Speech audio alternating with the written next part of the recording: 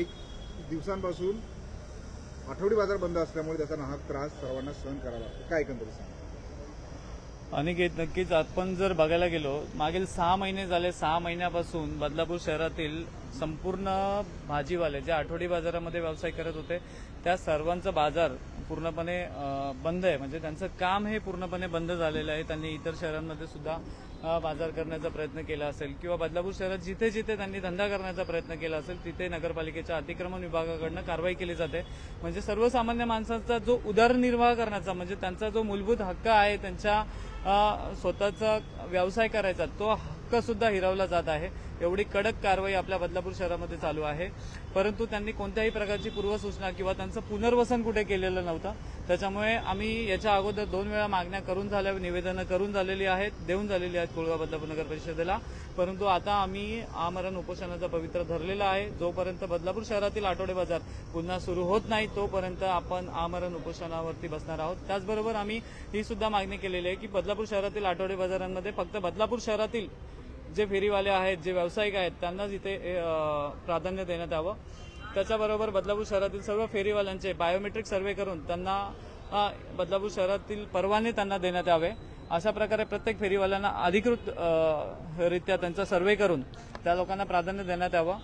एवढीच आमची मागणी आहे. ह्या मागण्या जर पूर्ण नाही झाल्या तर तो 17 तारखेपासून आम्ही उपोषणाला बसत आहोत. अन्यथा यापुढे जे काही होईल किंवा ज्या काही आत्ताच आपण बघितलं तर एका फेरीवाल्याने ट्रेन खाली जाऊन जीव दिला, तीच परिस्थिती या प्रत्येक बाजारातील प्रत्येक फेरीवाल्यांवरती आणि व्यावसायिकांवरती आलेली आहे. कुठेतरी हा आमच्यावरती अन्याय होत आहे. हा अन्याय जोपर्यंत थांबणार नाही त्याशिवाय आम्हीही थांबणार नाही. आता आमच्या परिस्थितीचा आणि आतापर्यंत आम्ही जी वाट बघितली त्याचा आता अंत झालेला आहे. आम्ही याच्या पुढे थांबू शकत नाही. आम्हाला आमचा रोजगार चालू हवा आहे, तो आमचा हक्क आहे आणि त्या हक्कासाठी आम्ही आंदोलनाचा पवित्रा घेत आहोत. 17 तारखेपासून आम्ही आमरण उपोषणासाठी बसत आहोत. तर किती त्रास सहन करावा? आम्ही 1989 पासून बदलापूरमध्ये स्टेशनला बसत होतो. तिथून आम्हाला हलवलं. आनंदगी भाजी मार्केटमध्ये आम्हाला जागा दिली. तिथून पण शेटने आमचं 15-10-15 हजाराची नुकसान केली. ते पण लक्ष आम्ही सहन केलं. कसं तरी आम्ही जीवन जगतोय. आता 4-6 महिन्यापासून बाजार चालू होते ते पण बंद केले. कसं जगायचं आम्ही? हाही मोठी आवड गोष्ट होऊन गेली. मुलाला बोललो बाबा आता मी काय करू, बाजार बंद आहेत मी काय करू? मुला म्हणजे आत्महत्या देऊन टाका. आता काय बोलायचं सगळ्यांना? अशी परिस्थिती आमच्यावर आलेली आहे. कसं काय करायचं आम्ही पुढे सांगा? असं जर चाललं कशावर पोट भरायचं? असं कुठे लावलं दादा म्युन्सिपाल्टी ते जमा करून घेऊन जाते. कसं काय करायचं? हां मावशी, मागील अनेक दिवसांपासून खरं तर आठवडी बाजार बंद आहे आणि आता आमरण उपोषणाची हाक आपल्या माध्यमातून देण्यात आली. हो बरोबर आहे ना, कारण आमचा उदरनिर्वाह करण्याची जागाच ओढवून घेत आहेत. येऊन परत परत आमचे काटे उचल, मालाची नुकसान कर. 10-15 हजाराचा माल असतो त्याची नुकसान होते. मग आम्ही करायचं तरी काय? आणि 3-4 वेळा निवेदन देऊन झालेलं आहे तरीच नगरपालिका आमचा विचार करत नाहीये. मग आम्ही काय करायचं? उपासमारीची वेळ आलेली आहे. परत महागाई किती वाढलेली आहे. या महागाईला आम्ही तोंड कसं द्यायचं?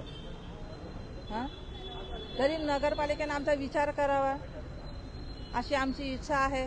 आणि जर त्यांनी नाहीच केला तर आम्ही उपोषणाला बसायची तयारी आहे आमची.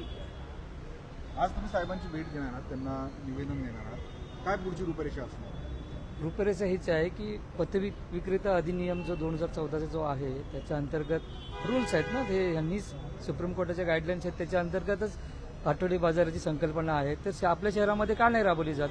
तुम्ही असे वारंवार नगरपालिकेच्या माध्यमातून जर कारवाई करत असाल तर उदरनिर्वाहाचा प्रश्न हा व्यावसायिकांवरती उद्भवणारच आहे. मग त्यांनी जायचं कुठे? याच्यासाठी काहीतरी सोल्युशन काढलं पाहिजे. आमचं तीच मागणी आहे. वारंवार मागणी केली त्यांच्याकडे की प्रॉपर सोल्युशन काढा. आणि प्रॉपर सोल्युशन काढून जो अधिनियम आहे त्याच्या अंतर्गतमध्ये तुम्ही व्यावसायिकांना न्याय मिळवून दिला पाहिजे होता. त्यांचा तुम्ही कायद्याच्या जे काही चौकटी आहे त्याच्यामध्ये बसून प्रॉपर सर्व्हे करा. प्रॉपर सर्व्हे करून त्यांना तुम्ही एक लायसन्स द्या जेणेकरून त्यांचा उदरनिर्वाह व्यवस्थित होईल. तुम्ही असे वारंवार कारवाई केल्यामुळे काय झाले, त्या लोकांचा उदरनिर्वाहाचा प्रश्न, रोजीरोटीचा प्रश्न निर्माण झाला. मग त्यांच्या अनेक अडचणी निर्माण झाली. त्याच्यासाठी त्यांनी वारंवार मागणी केली. तर वारंवार मागणी करून सुद्धा जर तुम्ही दखल घेणार नसेल तर आमच्याकडे हा शेवटचा पर्याय आहे आमरण उपोषणाचा.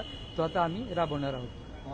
जो सर्व्हे झालेला तो पुन्हा एकदा सर्व्हे झाला पाहिजे, काय तुमचं? सर बघा, आता जे काही सर्व्हे केलेले हे प्रत्येक 5 वर्षांनी व्हायला पाहिजे होते. आता ज्यावेळेस TVC कमिटीच्या त्यांच्या निवडणुका झाल्या किंवा त्यांना बिनविरोध निवडून दिले गेले, हे त्यातले कित्येक लोक आठवडे बाजार सुरू करण्यासाठी आम्हाला पाठिंबा देत आहेत. हा सगळ्यात मोठा प्रश्नचिन्ह आहे. आणि जे सर्वे झाले ते अगोदरच्या सर्वेनुसार तुम्ही ज्या काही निवडणुका घेतल्या असतील किंवा TVC कमिटी तुम्ही नगरपालिकेमध्ये स्थापन केली असेल, आमचं म्हणणं हे आहे की कुळगाव बदलापूर शहरातील सर्व फेरीवाल्यांचा नव्याने बायोमेट्रिक सर्वे करावा आणि अधिकृतरित्या त्या सर्व फेरीवाल्यांना इथे लायसन देण्यात यावे, त्यांना परवाने देण्यात यावे आणि त्यानंतरच तुम्ही त्यांची पर्यायी व्यवस्था करून त्यानंतर तुम्ही त्यांना तुमची जी ट्रॅफिकची अडचण असेल, इतर ज्या अडचणी असतील तर तुम्ही सॉल्व्ह कराव्या. परंतु कोणत्याही फेरीवाल्यांचं पुनर्वसन न करता तुम्ही जर त्यांचं काम बंद करत असाल, आज प्रत्येकाचं काही ना काही पालन पोषणाचा खर्च आहे, जर एक दिवस काम बंद राहिलं तर आपल्यावरती किती अडचणी येतात. आज 6 महिने झाले इथले प्रत्येक व्यावसायिक ह्या अडचणीमध्ये काम बंद आहे त्यांचं. 6 महिन्यापासून आता प्रत्येकावरती ही वेळ आलेली आहे की त्यांना त्यांचं जीवन जगणं सुद्धा आता मुश्किल झालेलं आहे. एकामागे एक ह्या रांगा बदलापूर शहरामध्ये पुन्हा सुरू होतील याची प्रशासनाने दखल घ्यावी, अन्यथा आम्हाला घरात किंवा इतर जागेवर जीव देण्यापेक्षा उपोषण करून जीव दिलेला आम्हाला पत्करेल. त्यामुळे आम्ही आमरण उपोषणाचा संविधानिक मार्गाने पवित्रा घेतलेला आहे. एवढंच आमचं.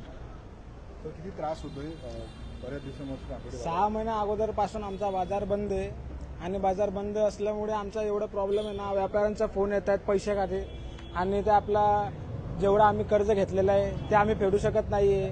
मग आमचं अजून आम्ही काय करू, आमच्याकडे काय पर्याय नाही वाचलाय म्हणून आम्ही आमरण उपोषण करणार आहोत.